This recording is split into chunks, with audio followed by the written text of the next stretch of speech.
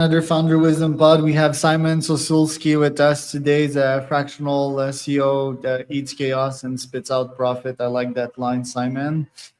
He's a founder at Processized. If you want to check out that company since almost 3 years now, and previously he's been a product manager. So, a young guy in Poland just had a gym day. It's like 6 p.m. In Poland. Here in Mexico, it's 10. And yeah, today we're going to talk about his backgrounds, what's next for him. So bookridegpt.com is presenting this podcast. If you want to create your own book with AI in a couple of minutes, you can go to bookridegpt.com. It takes your LinkedIn post and creates a nice book out of it. So your first credit is on me.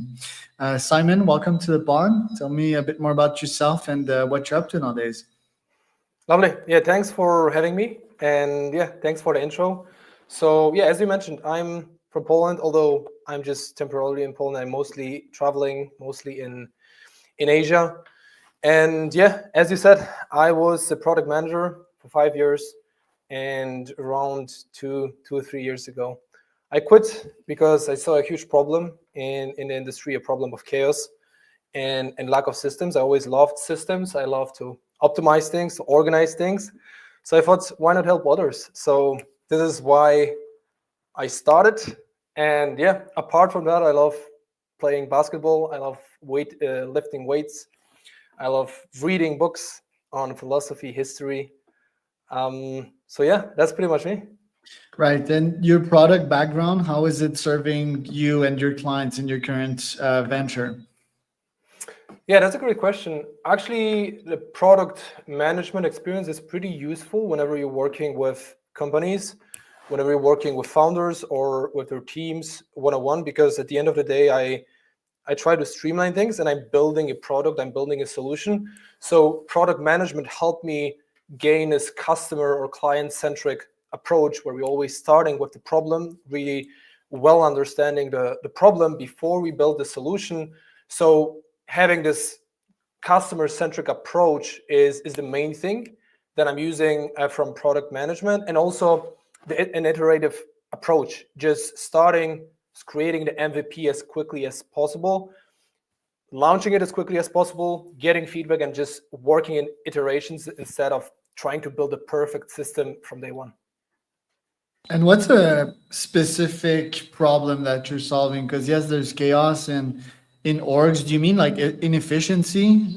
People still doing stuff manually, or this part of the software stack not connecting to the other and extra steps in between?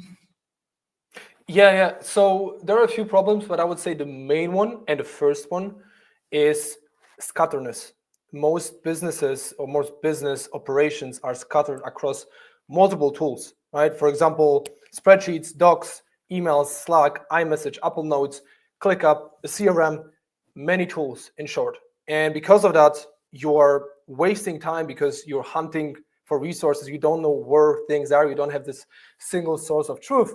So there's the first problem that I'm solving. I built an operating system in Notion, usually, that centralizes everything, right? Everything is in one place. Your clients, your projects, tasks, resource, everything is in one place. And this saves you time. And also, you as a founder, as a CEO or manager, you see everything from A to Z from the top. So you see all the deliverables, all the deadlines, what your team is doing. So there are fewer errors, fewer delays, and less waste in general. Right. And who are you targeting right now? What are you charging these clients? What does your client roster look like? Give me a portrait of your company. Yeah, so now I'm in this interesting period. So I was mainly focused on influencer marketing agencies for the last few months. I was kind of searching for my niche and I found this niche. I really like it. And I have this big problem of being pretty scattered. However, I also quite serendipitously, I just received some referrals from a very different industry, from the construction industry, got great results for them. And also my family, my dad, my grandpa have construction companies, so it's kind of running in my blood. So I'm in the process of transitioning to construction.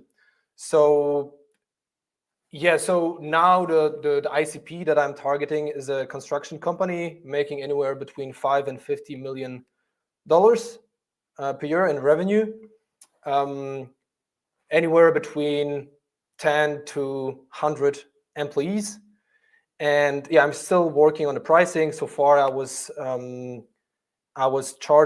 working in a 3 month sprint, to charge 10K for those 3 months, and then make a decision whether to proceed on a retainer or just to say goodbye, because sometimes the system is just set up, they're streamlined so they can, go on their own. So it depends after those 3 months. And is there a human problem as well as a product guy? Like if you set up all these systems, they're all working beautifully, but humans in the system are still not doing things properly. So what about like the training, the mental aspect of having them develop proper habits and modify their thinking so that they can fit into the systems that you built for them? Yeah, that's a beautiful question, because it is indeed one of the main problems, if not the most important problems, whenever you implement a process or a system or whatever, a tool. And yeah, the principle that guides me is just a quote from Leonardo da Vinci: "Simplicity is the ultimate sophistication." So every day I ask myself a question: how can I simplify? And all my onboardings, so my system is always productized, so everything is explained in videos, and the tutorials are very actionable. So my goal is to always ask myself, make those videos as short as possible and as actionable as possible, so that every video after 3 minutes or 5 minutes, you can implement something, you can take action to start building this muscle memory. And what has been working pretty nice, that's why I've been pretty busy, and I'm hiring somebody who's going to help me with that, is those, I call them exam calls, where after the onboarding takes anywhere from like around 1 hour, let's say, to understand how to use the system effectively as a team. Then I just have like a 20-minute call with every person, where I go through, let's say, 3 to 4 main, let's say, tasks, most important things, basically how to create tasks, delegate tasks, a different like process we can maybe talk about later, to make sure nothing slips through the cracks. Um, Basically 4 key things, and they do it. They share their screen and they do it, and then we find different challenges, and it helps me improve the system. But hopping on this call is invaluable, because only when somebody does it in real time do they really learn, right? So this is the key. You're also targeting the construction industry. I have a client from Y Combinator. It's Fresco.ai, and they do target the construction industry, and they help manage job sites, and it's so Mhm. chaotic, like all the construction schedule being off that, and the materials, this tool lacking, this employee not showing up, for example. So it's quite chaotic, and they centralize it to one app that is like a chat GPT for construction, right? um, what is your plan to target that construction segment precisely, your go-to market strategy, and how would you fix their specific pain points? By go to market, do you mean my acquisition strategy? How do I plan to acquire clients? Yes. Yeah, that's a good question. So yeah, as I mentioned, I'm in a process of transitioning. So currently, I have 2 construction clients. So obviously, the main thing I have this product first approach. So obviously, I want to over deliver and create the best results possible to get nice case studies and referrals. So that will be one point. But another one thing that I'm starting is just simply cold outreach through email. And so this is number 2. Number 3 is LinkedIn, outreach on LinkedIn. And number 4, it's going to be combined with email. And number 4 is I'm planning to visit the States next year. So I'm thinking with one client, maybe we could pick a construction conference and maybe present what we did together. So those 4 Because LinkedIn, these pillars. guys aren't much on LinkedIn, Yeah, I know. they do use email, but I'm a cold email guy, and even that is not super easy. Oddly Mm, enough, I think still it's about like picking up the phone and calling them, is one of mm, the main insights I've got. And yeah, if you're gonna crack cold email, you're gonna need to speak their slang, hit their specific pain points, right? So what are they suffering for specifically in your case? Is it what I described? Is it like even, is it like chaos exponential? Like you've dealt with like online enterprise chaos, but now like these guys, it's even more chaotic because it's like physical. It's dealing with physical images and managing like such unpredictable humans in the construction world. So, what specific pain points do they have, and what makes you think that they would be interested in your services?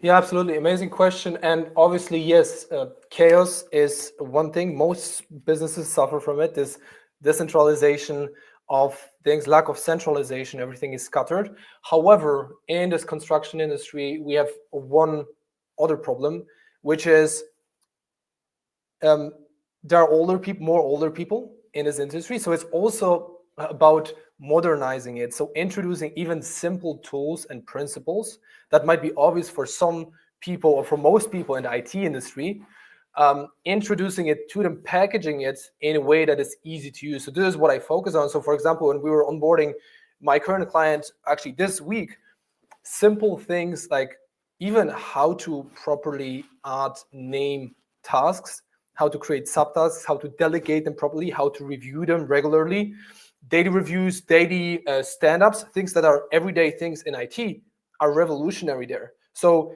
implementing basically copying and pasting things from IT to construction is a key thing in making it as simple as possible. So again, for example, you gave this example of work in the field on a construction project. For example, having a simple, easy way to capture things, capture issues, pictures, whatever, and so that it appears in this centralized system that everyone has access to, right? So it all goes back to centralizing and providing them an easy to use tool to collaborate. Maybe you can refer them Fresco as a tool. That would be a great solution. I think it would be even better than trying to connect all their systems together, right? Let's say Procore, Salesforce, and all these legacy systems. You know, I think fast and agile solution like Fresco could be even better for them. But yeah, I think you nailed it. These are like boomers, you know, like boomer led businesses, most of them, and uh, it's challenging because most of them they don't even want to adopt these technologies in the first place. They do, even if they want to adapt, you know, like when comes the time to actually do the work and understand, can be very frustrating to them. So I guess, yeah, it's like meeting them on their grounds, right? Like probably meeting with them physically and Mhm. explaining them with a tablet or something, or having an assistant jump on the call and help them share this, help them connect to the meeting and see the screen that you're sharing and so forth. How's it been for you, like since the 2 3 years that you've been in business? Like what challenges have you faced? Yeah, I would say the main challenge was a steady flow of clients, and I think the root cause of that was lack of specifying the niche. I was very broad. I was simply working with founders, having sub 10 people businesses, and so I was working with everyone. But a few months ago, I niched down on influencer marketing. I instantly got more clients and more results. I know I'm kind of contradicting myself and should be niche slapped by Hermosi because I'm changing the niche. But again, I'm going very specific, even more specific. So that was the main challenge, like not having a steady flow of leads because of not being niched down enough.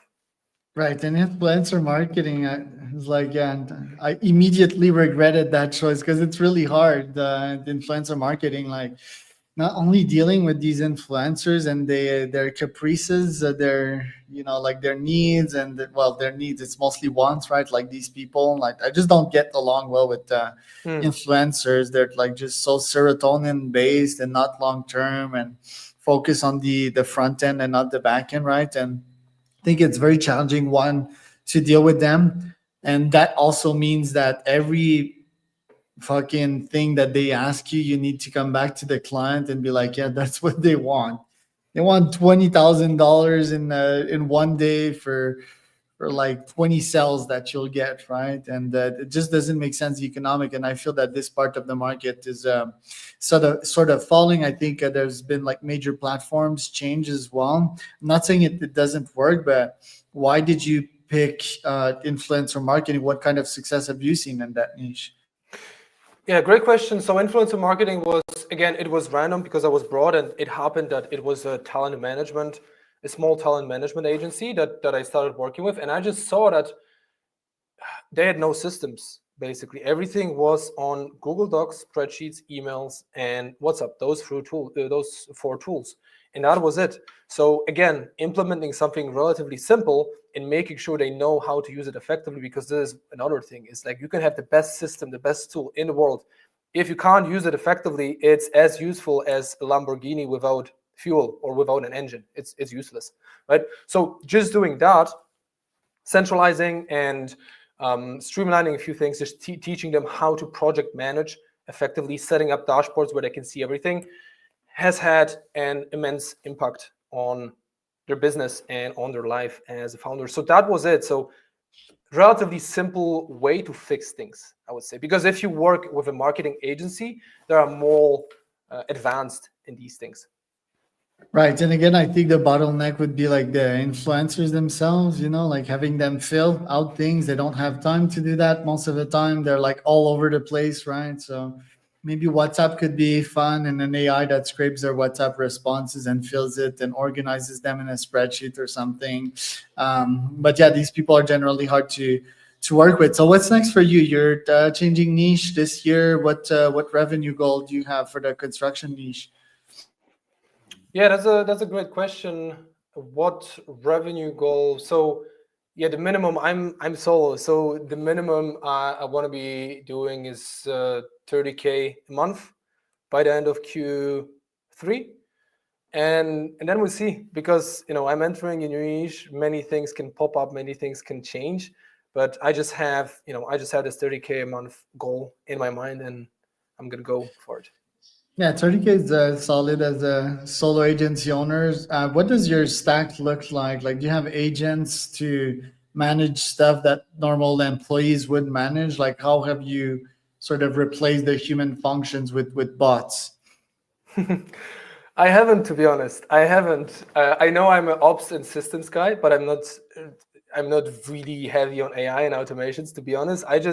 I'm all about simplicity. So I don't know. I just, whenever I have a problem, whenever I feel that I spend too much time on something, I just streamline it, and I just try to productize and systematize everything I do. So whenever I do one thing for a client, I record a video and I have it already, then I copy paste it, right? So I think that way, and I've been doing it as a product manager as well, right? So that way, like, every piece of work is being systematized and then distributed to the clients. And I really, really, it's top of mind because I was reading this book recently, but I read it maybe 6 years ago. The One Thing, this book, maybe you read it. It's, just asking yourself, what's the one thing that will make everything else easier or unnecessary? So this relentless prioritization. And I would love to stay solo up to those 30K. Maybe hire somebody who's gonna, like a customer success person, who's gonna be doing those exam calls that I've mentioned a few minutes ago with my clients, because it is pretty time draining, but it's something new that I've been doing. So I'm already thinking about how to basically delegate it. And why couldn't a bot do that? An AI voice system that could do it even better than a human. You need to show me how it's better, to be honest. However, I'm open. I'm open to seeing things, to exploring things. Actually, I was also curious about it, but uh, especially in the construction industry, I think human touch is a plus. So this is why I was thinking about it. I don't even think these boomers would realize that it's an AI on the phone. Truth be told, and yet like hiring is a mistake in this AI age. Like me, I've let go of my last 250 employees in my agency, and I fully replaced them all with AIs. I'm a bit in the future, but never been happier and wealthier. So definitely a move that most agency owners should consider. Hiring is just a convention, it's like, oh, that's what humans do. Well, once they hit the scale, that's what Hormozy says. But no, it's what you need to do is actually code these systems, and these systems will stay, and if they break, it's your fault. It's not their fault. Like extreme ownership still a thing. I think staying lean and having an army of AI is pretty much the future. So yeah, let's hope that you stay on the righteous path and don't get lost in hiring a bunch of incompetent humans, because yeah, that's what I see a lot of doing, and yeah, staying stuck in that mode, because once you manage them, manage their emotions, manage their low performance, that's a huge time investment, a huge energy investment as well, and it doesn't tend to scale as well as coding some. And I mean, you're a young guy, you could be technical, and I think coding could be at a greater ROI. Where can people find out more about you, Simon? LinkedIn and processized.com. Perfect. So I was Simon Intro.